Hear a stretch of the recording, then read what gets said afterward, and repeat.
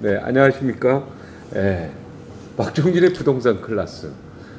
오늘은 이 싹쓸이로 시작을 해야 될 것 같아요. 네, 싹쓸이. 요즘에 싹쓸이가 유행인데. 유행이잖아요. 그 노래도 싹쓸이. 다시 여름 바닷가. 너무 좋아요. 아 네. 근데 네. 아쉽게도 이제 활동을 접는다고 하더라고요. 그러니까 시작한 지 얼마 됐다고 바로 접어요. 서울 아파트를 중국인들이 그리고 해외 중국인뿐만 아니라 중국인이 이제 가장 많고요. 네네. 그 외의 사람들도 이렇게 싹쓸이 한다. 이런 네. 얘기가 있어요. 지금 3년 동안 그러니까 2017년 이후 올해까지 외국인이 국내에서 사들인 아파트가 2만 채가 넘고요. 네. 금액이 강남 7조 원에 3구에만 3조가 몰렸고. 그렇죠. 그다음에 이제 외국인들의 그 거래가 점점 비중이 올라가고 있다. 여기 그러니까요. 주목할 필요가 있는데. 7조나. 그러니까 한국 사람들한테 외국인 사는 게 하는 좀 쉬운가요? 규제가 적용이 안 돼요. 아, 외국인들은 대출 규제가 적용이 안 돼요.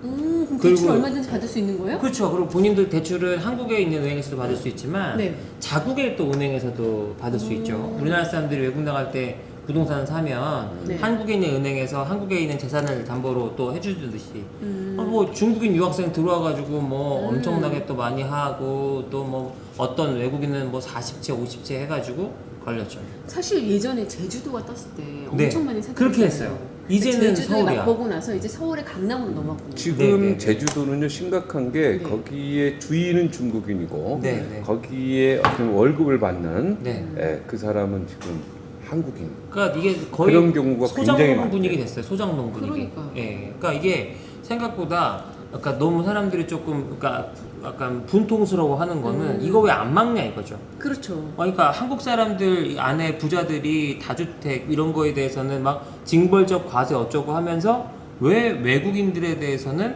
이렇게 강 건너 불구경하고 있는 것 같은 느낌을 우리가 받을까 이런 건데 우선 대출도 그러니까 대출은 걔네들은 쉽고 이게 핵심만 짚으면요. 세금은 그 얘기해봐요. 외국인은 우리랑 똑같이 대출 규제 받아요, 안 받아요? 그것만 안 얘기해요. 받는 자, 외국인이 우리나라 은행에서 받는 게 아니라 자기 나라 은행에서 받아갖고 오는 경우는 막을 수가 없어요. 그거는 그렇죠. 우리랑 관계없고 네. 우리나라에서 담보대출 가능한가요, 외국인? 가능은 하죠.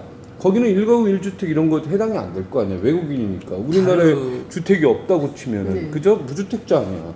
아무래도. 그렇죠? 네. 해외에 있는 부동산 너희 나라에 몇 개 있냐 이거 따지지 않을 거 아니야. 그럼요. 그렇죠? 그동안 또 그럼요. 세금도 좀 잘 안 냈었을 거 아니에요. 그리고 제대로 신고 안 해가지고 이번에 그렇죠. 많이 걸렸다고 하는데 네. 사실은 이게 좀 애매한 게 이 네. 외국인 중에 검은 머리 외국인도 많아요. 아, 그렇죠. 그러니까 시민권자. 네. 그렇죠? 네, 미국 시민권자. 아버지, 시민권자, 중국 어머니는 시민권자. 한국 사람인데 자녀들은 또 시민권자들도 많고요. 그건 많지 그런 경우. 그럼 예. 많죠. 그러니까 사실은 여기 뭐 이 실질적으로 우리나라에 뭐 미국인, 중국인 이런 사람들도 까고 보면 애매한 경우들도 있고요. 근데 중요한 건 뭐냐면 여기에 대해서 왜 외국인들의 부동산 거래를 그냥 강 건너 불구경처럼 그대로 그냥 받냐 이거예요. 왜 집토끼만 이렇게 괴롭히냐? 그러니까 근데 이로 인해서 그럼 어떻게 돼요? 그러니까 이게 그 외국인의 부동산 투자에 대해서 관대한 나라가 있고요. 그리고 그렇죠. 관대하지 않은 나라들이 있죠. 우린 되게 관대한 것 같아. 베트남이나 필리핀 같은 경우만 해도 관대하지 영구하게 이렇게 소유권을 넘겨주지 않죠. 그렇죠. 근데 우리나라 같은 경우 소유권도 넘겨주고 중요한 건 여기에서 자국민이 주택을 사거나 투자하는 것에 대해서는 좀 많이 규제를 하는데 이게 어떻게 보면 틈새처럼 이렇게 벌어져 있더라라는 얘기인 것이고 두 번째는 이 외국인들의 부동산 거래를 이렇게 이제 너무 막는 이유 중에 하나가 만약에 외국인들이 들어와서 우리나라에서 이제 뭘 샀다 이러면 이건 또 우리나라에서 매출로 보지 않습니까? 그 그렇긴 하죠. 외환을 우리가 이렇게 또 이렇게 했다. 뭐 중국인의 반감을 간지는 건 아니고요, 그죠? 네네네. 지금 이렇게 되면은 그러니까 계속 외국에서 이렇게 강남 아파트를 다 사면 어떤 현상이 나오는 거? 우리는 지금 못 사고 그렇죠. 그렇게 되면 그러니까 어떻게 되는 거예요? 우리 상상을 한번 해봅시다. 자, 생각을 해보세요. 강남의 아파트는 계속 올라갈 거란 말이에요. 많은 사람들이 이제 부자들이 주인이니까. 네. 그 중에 한국의 점유율이 점점 줄어요. 네. 그러면 거기가 차이나타운 되는 거예요. 상상 한번 해보세요. 그러면 어떻게 지금 되는 대림동에 그쪽 가면 지금 뭐 차이나타운이죠. 대림동뿐만 아니라 제주도 가도 아니, 차이나타운이죠. 그럼 어떻게 되는 거냐고. 뭐 어떻게 해야 이제 우리나라 사람들이 우리나라 땅에서 우리나라 사람인 대우를 제대로 못 받고 살 수 있는 그런 여지도 없잖아 있는 거죠. 그러니까 강남 아파트가 예를 들어서 중국 사람들이 한 50% 갖고 있다는 우리는 거기 살고 싶은 거냐 멀리서 쳐다보고 있는 결국은 거냐. 우리가 이제 그분들께 이제 월세 내야죠. 월세를 내면 그 예. 월세는 결국엔 또 중국으로 나가는 나가는 거죠. 중국으로. 예. 그러니까 외환 유출 그러니까 애매해요. 정부가 이런 거 정책할 때 좀 잘 좀 생각하세요. 진짜 부탁드리겠는데. 근데 앞으로 좀 정부는 그럼 어떤 대응을 하겠다는 거예요? 아직 대응 없어요. 진짜 무대응이에요? 그러니까 아니요, 준비를 하겠다라고 얘기는 하지만 저는 그 생각을 해요. 이거 만약에 빡세게 하면 외국 애들 안 들어올 걸요. 그 외국에서 지금 50억 이상만 갖고 들어와도 우리나라에서 면세해 주는 게 얼마나 많은데. 아니 그럼 우리나라 사람들한테도 동등한 기회를 줄 수 있어야지. 근데 그거는 이제 외환을 이렇게 우리 또 확보하는 그런 또 아니니까 이건 또 불로소도 그렇고 그렇죠. 좀 이게 잣대가 좀 애매해요. 그러니까 결론은 뭐냐면 외국인들의 부동산 거래에 대해서 전년 대비 50% 껑충됐다는 가장 큰 이유가 뭐였겠느냐는 거예요. 저는 이 부분들이 그 부동산 규제에 맞닿아 있는데 지금 현 부동산 정책의 하나의 어떤 이렇게 틈새에 이제 좀 사이드 이펙트를 보여주는 게 아니겠느냐는 생각을 하고 있습니다. 그리고 장기적으로 아까 그 앵커님께서 이제 잘 짚어주셨는데 잘 생각해 보세요. 중국인들은 그 하와이에 정착할 때요. 한국 사람들, 중국 사람들 뭐 많이 가서 사탕 뭐 그 오렌지 따고 막 이럴 때 우리나라 사람들은 한국에 돌아올 돈을 준비했고 그 사람들은 그 나라 땅을 샀어요. 그렇죠. 그래서 거기는 막 50명, 100명, 200명이 모여가지고 막 땅 샀단 말이에요. 하와이 가보세요. 땅을 살 수가 없어요. 맞아요. 너무 비싸서. 너무 비싼 것도 있고 그 사람들 누구 건지 연결도 안 되고 합의가 안 돼서 그래서 그 사람의 그 커뮤니티는 못 들어가요. 네. 그 일대의 땅의 커뮤니티는. 맞아요. 그럼 강남의 일대에도 예를 들어서 사자고 맘먹고 걔네들이 달려들어서 그냥 차이나타운 우리는 못 들어가는 거죠. 우리는 못 들어가는 거죠. 다른 외국도 이런 건가? 그렇지 않습니다. 네. 다른 외국은 외국인이 이 부동산을 매입하는데 여러 가지 규제가 네, 까다롭게 돼 있고 네. 한국인 이름으로 같이 사지 않으면 못 사는 나라도 있고 그죠? 예, 그렇죠. 내국인이라고. 굉장히 어떻게 보면은 사실 까다롭습니다. 캐나다도 그렇고 네. 캐나다 밴쿠버 값도 땅값이 엄청 올랐던 이유 중에 중국. 하나가 중국 사람들. 사실은 이거 부동산 뉴질랜드도 이제는 집을 못 사. 그렇죠. 한국 사람이 가서 뉴질랜드 못 사요. 못 삽니다. 너무 비싸서. 아니 그러니까 이게 못 사게 부동산에 만들어놨어, 아예 이 그게. 돈줄을 재는 가장 큰 게 차이나머니라고 가정을 하면 네. 갑자기 소름 빡 끼치는 거예요. 왜? 우린 줄 알았는데 예를 들어서 그래도 우리나라 사람들 중에 일부 부자 사람들이 이렇게 올리는 줄 알았더니 결론적으로 이게 지금 경제 전쟁, 부동산 전쟁을 하는 중이구나. 이게 땅 뺏기면 안 되겠는데 이런 생각을 할 수도 있겠죠. 그렇네요. 진짜로 이게 땅을 뺏기는 문제예요 이게. 네. 아니. 네네. 네네. 네네네. 네. 하여튼 그래서 어떻게 보면은 진짜 이게 그냥 단순히 외국인들이 우리 강남 뭐 땅을 샀다 이건 이슈가 아니라 어떻게 네. 크게 보면은 땅을 뺏기고 있어요. 네. 네. 그 더 웃긴 건 걔네들 다 갭 투자예요. 네. 갭 투자. 그렇죠. 네. 본인들은 갭 살지 투자도- 않으니까. 네. 네. 그냥 살지도 않고 다 사는 전세 거예요. 끼고 사는 거니까. 네. 네. 그러니까 이게 얼마나 사실은 위험한 거예요. 우리나라 얼마 되지도 않는데. 사실 2010년에 처음에 네. 그 이제 국가에서 제주도에 네. 이제 어떻게 보면은 NLCS 유치를 학교를 하려고. 유치하기 위해서 3단계 국무총리 프로젝트를 했었어요. 그러니까요. 그때 2010년에 이제 어떻게 보면은 저희는 열심히 홍보하러 다녔었거든요. 네. 제가 약간 그 프로젝트를 도와드리면서 그때 그 중국인들 사람들은 오히려 그때 와가지고 땅을 사고 있어요. 그럼요. 근데 우리도 중국 아파트를 살 수 있나요? 이렇게 물어봐. 못 사죠. 못 사죠. 못 삽니다. 중국 법으로 사람 못 사게 돼 이름은 있죠. 중국은 사업을 하더라도요. 네. 중국 사람을 끼고 해야 됩니다. 네. 무조건. 그렇죠. 아니, 그러니까 지금 베트남이나 그 중국이나 외국 사람들 오는 거 환영해. 대신 돈만 쓰고 가. 그리고 중국에서 돈 벌면 안에서 쓰고 가요. 네. 밖으로 빼는 거 쉽지 않아요. 중국 아파트를 못 사나요, 근데? 그러니까 사는 게 이게 아까 말씀하신 것처럼 우리나라 사람이 거기에서 이제 여러 가지 제약들이 좀 있죠. 그러니까 쉽게 얘기해서 그냥 단순하게 이해할게요. 우리나라보다 훨씬 좀 복잡하고 어려워요. 까다로워요. 복잡하고. 예. 그리고 소유하고 있다 하더라도 그거를 처분해서 갖고 나오는 게 쉽지가 않아요. 저 기억나는 게 대련에 우리 이제 출장한 적 있었거든요. 네. 대련에 삼성이 땅을 사가지고 건물을 20층짜리 올렸어요. 근데 갑자기 중국 정부에서 니네 나가. 안 돼. 그래서 그래서 그 20층짜리 건물이 그냥 완전히 스탑돼 있죠. 스탑돼 있어서 이러지도 못하고 가지도 못하고. 제 말이 그 말이에요. 그럼 살 수는 거예요. 있는데 삼성이라고 해도 갑자기 이거 쓰지 마? 그러면 그대로 이제 또 안 되니까 재산권을 개인은 어려우니까. 뭐 자, 외국인의 국내 아파트 취득이 급증하게 되었나요? 왜?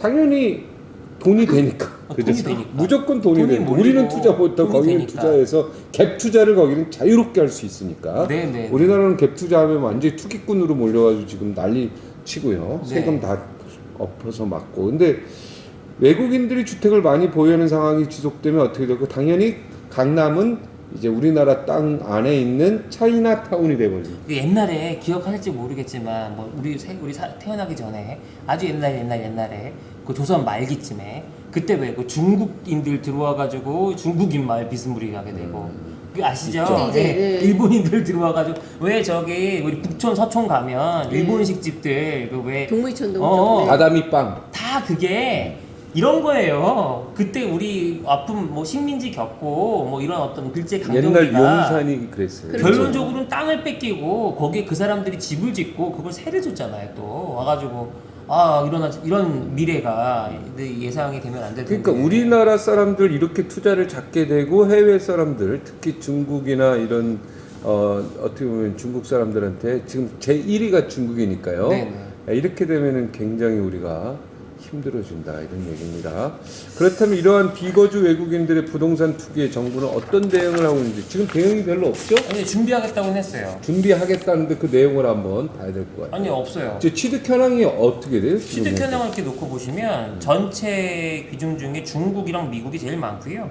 그 다음에 캐나다, 대만, 호주, 일본. 숫자를 이렇게 됩니다. 보세요. 중국이 만 얼마입니까? 중국이 전체적으로 놓고 따졌었을 때요. 13,000? 취득 현황이 13,573. 아, 그러니까 2등이 미국하고 3배 차이 나요. 미국이 4,200이니까 미국의 3배라는 겁니다, 맞아. 중국이. 네. 오히려 일본은 순위에 별로 없어요, 그죠? 일본은 우리나라 네. 사람들이 이렇게 별로 안 사요, 네. 일본은. 네. 우리나라 강남에 별로. 근데 안 사실 사요. 이게 또 뭐가 있었냐면은요. 중국 시진핑 정부 때 이제 재산이 있는 사람들이 이거 제대로 이거 내 원하는 대로 쓰지 못하겠다 했었을 때 많이 들어왔어요. 저도 실제로 한 3년 정도 어간에 그 중국에 있는 자본을 갖고 계신 분들이 네. 그 이제 그 홍콩에 있는 이제 금거래소 통해서 한국에 인베스트먼트 만들어 가지고 JVC 형태로 들어와서 대부 하시고요. 그다음에 부동산 하시고 MPL 하시고 이런 흐름들이 있었어요. 그러다 저희가 이제 부동산 이제 그 매칭 중개 때문에 몇 번 브리핑을 한 적이 있었는데 뭐 그 사람들 같은 경우는 어차피 이게 사고 팔고보다는 장기적으로 묻어 놓으려고 갖고 들어온 돈들이 많이 있어서 급하질 않아요. 그러다 보니까 금매가 나올 때마다 슉슉 이렇게 지금 은평에도 중국인들이 엄청 투자한다고? 어마어마하죠. 은평 어디에다 합니까? 은평구 있는 은평구 영등포구 일대에 뭐 은평에? 아파트 제가 은평 거기 팔고 나왔는데 그러니까요. 네, 그게 아마 중국 했을 수도 있어요. 중국이 산 건가요? 네, 아, 맞아요. 참. 싸게 파셨나요? 비싸게 파셨나요? 싸게 팔았죠. 은평 많아요. 제가 나왔으니까 이제 오르네요. 네. 예. 그다음에 어디 나가? 지금 어디 사시죠? 예. 아, 인천 서구. 인천 서구 언제 가시는지 그때 네. 이해를. 자 그러면 이제 외국인들도 인천 서구로 서구가 몰려오나요? 뜹니다. 예, 인천 네. 서구 뜹니다. 그러니까 지금 3년간 서울 위주 13,500채 정도를 매입을 중국인이 했는데 네. 가격으로 따지면 3조 쇼핑을 한 거예요. 3조. 3조 어치, 네. 3조 원어치 부동산을 샀다고. 예. 이 중에 갭 투자를 만약에 했다면 1조도 채 안 되는 금액을 쓰면서 1조가 뭐예요? 내가 볼 때 5천억 원도 안 되지. 그거 갖고 3조어치 산 거예요. 그러니까. 이게 이제 다 그 조선족 분들이 뭐 이렇게 우리는 물론 동포이긴 하지만 이 외국인들인데 부동산을 사는데 이렇게 허들이 낮은데 이 자국민들에 대해서는 징벌적 과세를 엄청 때려버리니까 애매하죠. 네.